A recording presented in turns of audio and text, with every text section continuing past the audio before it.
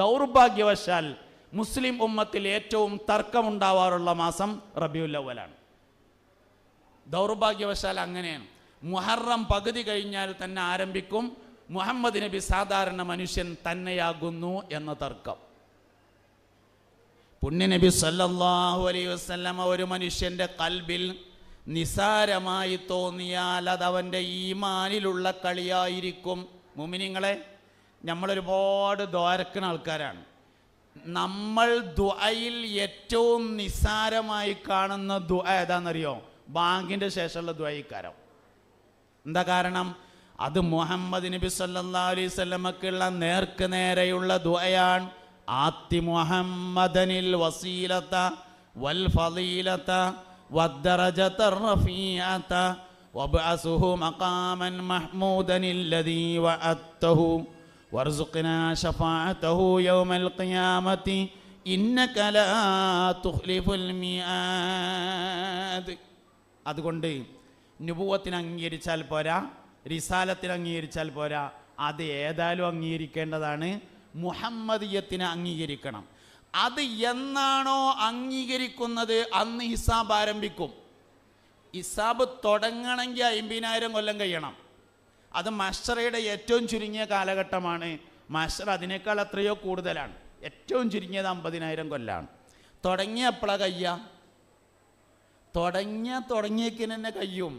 നമ്മൾ വിചാരിക്കും ഹിസാബ് എന്നൊക്കെ പറഞ്ഞാൽ ഇങ്ങനെ വരി നിന്നിട്ട് ഓരോരുത്തരും പേരിങ്ങനെ വിളിക്കും. ആൽഫബറ്റിക് ഓർഡറിൽ പേരുള്ളവരെ ആദ്യം വിളിക്കും. സൈനുദ്ദീനൊക്കെ പെട്ടതിന് അവസാന ഇക്കാരം എന്ന് നമുക്ക് തോന്നും. അങ്ങനെ ആൽഫബറ്റിക് ഓർഡറിൽ ഞാനൊക്കെ ആദ്യം കഴിച്ചില്ലാവും. എൻ്റെ പേര് അഹമ്മദ് സാലിം എന്നാണ്. അങ്ങനെ വിചാരിക്കണ്ട, എല്ലാവരും ഒപ്പം തന്നെ കഴിച്ചിലാകുക. ഇത് അള്ളയാണ് നോക്കണത്. നോട്ടണ്ട് തുടങ്ങിയാൽ എല്ലാവരും ഒപ്പാണ്ട് നോക്കും. എല്ലാവർക്കും അപ്പം തന്നെ കഴിയും.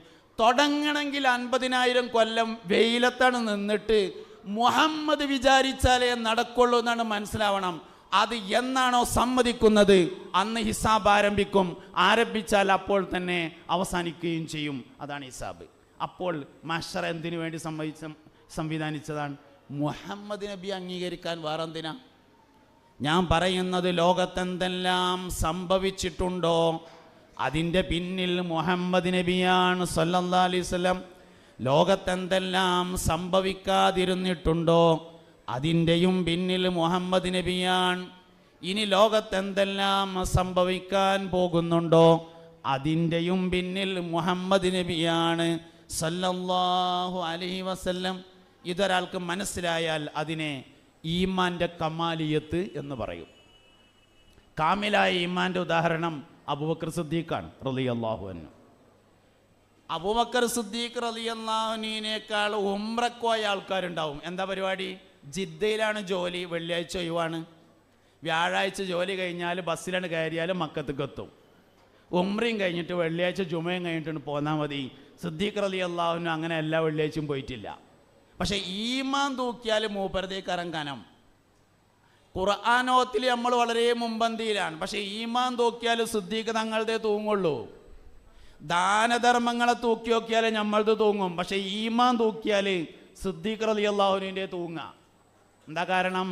മുസ്തഫായ നബി സല്ലല്ലാഹു അലൈഹി വസല്ലമയോടുള്ള അടങ്ങാത്ത താല്പര്യം, അതിൻ്റെ പേരാണ് ഈമാൻ.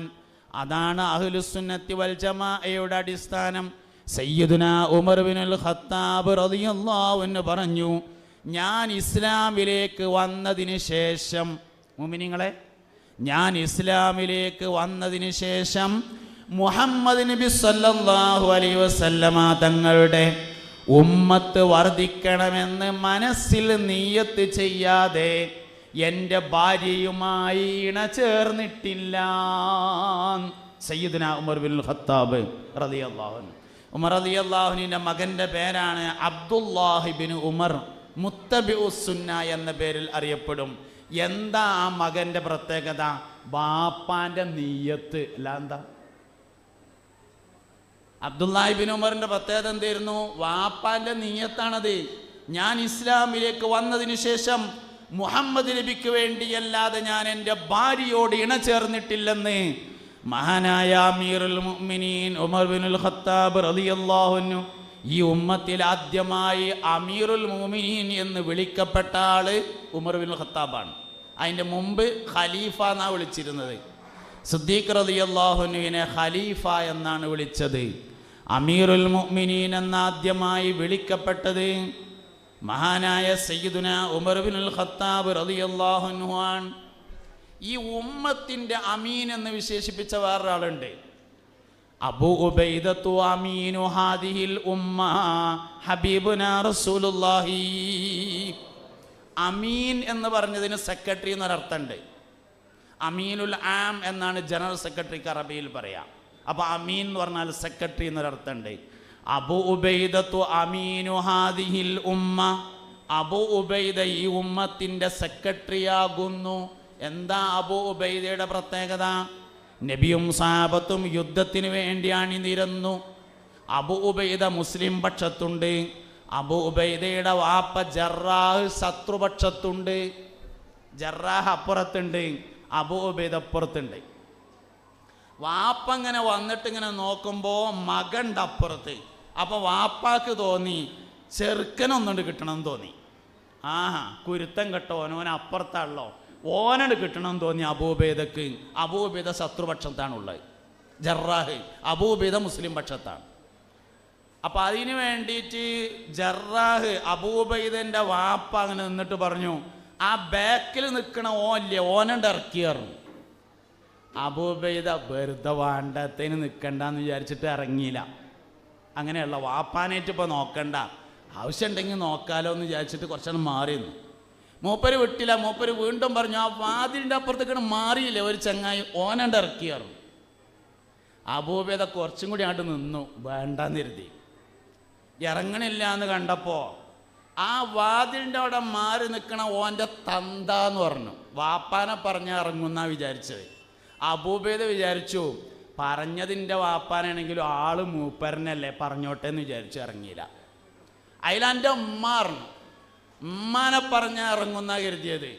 അബൂ ഉബൈദ റളിയല്ലാഹു അൻഹു വിചാരിച്ചു സംഗതിൻ്റെ ഉമ്മാനാണെങ്കിലും മൂപ്പരെ പെണ്ണുങ്ങളല്ലേ, പറയട്ടെ അങ്ങോട്ട് വിചാരിച്ചിട്ട് മൂപ്പര് ഇറങ്ങിയില്ല.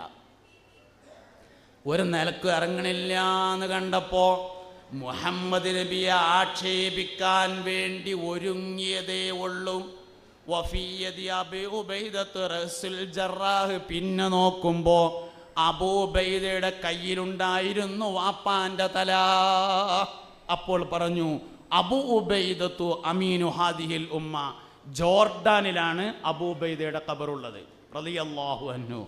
ജോർഡാനിൽ വളരെയധികം സംരക്ഷിക്കപ്പെട്ട ഖബറാണ് സയ്യിദുന അബൂ ഉബൈദ റളിയല്ലാഹു അൻഹുവിൻ്റെ ഖബർ. വേണമല്ലോ, സെക്രട്ടറിയുടെ ഖബർ സംരക്ഷിക്കണ്ടേ. ജോർഡാനിലാണ് സയ്യിദുന അബൂ ഉബൈദ റളിയല്ലാഹു അൻഹുവിൻ്റെ ഖബറുള്ളത്. മുഹമ്മദ് നബിയോട് ബന്ധപ്പെട്ടാലേ വിജയിക്കുള്ളൂ, അല്ലാത്തതൊക്കെ തോൽക്കും എന്നുള്ളത് ഉറപ്പാണ്. അതുകൊണ്ട് നമ്മുടെ കുടുംബജീവിതവും മുഹമ്മദ് നബിക്ക് സമർപ്പിക്കാൻ പറ്റിയാൽ വിജയിക്കാൻ പറ്റും സല്ലല്ലാഹു അലൈഹി വസല്ലം. അങ്ങനെ വരുമ്പോഴാണ് സ്വർഗീയമായ കുടുംബജീവിതമായി അത് മാറുന്നത്. സഹാബത്തൊക്കെ അങ്ങനെയാണ് റളിയല്ലാഹു അൻഹും. അവരുടെ ജീവിതം പരിശോധിച്ചാൽ ഈ കാര്യം നമുക്ക് വളരെ വ്യക്തമായി കാണാൻ വേണ്ടി പറ്റും. സയ്യിദുന ഉമർ ബിനുൽ ഖത്താബ് റളിയല്ലാഹു അൻഹു മുതൽ ഉസ്മാൻ ഇബ്നു അഫ്ഫാൻ റളിയല്ലാഹു അൻഹു മുതൽ എല്ലാവരും അതിൻ്റെ ഉദാഹരണമാണ്. സിദ്ദീഖ് റളിയല്ലാഹു അൻഹുവിൻ്റെ മകളാണ് സയ്യിദത്തുന ആയിഷ റളിയല്ലാഹു അൻഹ. മുസ്തഫ നബി സല്ലല്ലാഹു അലൈഹി വസല്ലമയുടെ ഭാര്യയാണ്, ഉമ്മഹാത്തുൽ മുഅ്മിനീനിലെ പ്രധാനിയാണ്.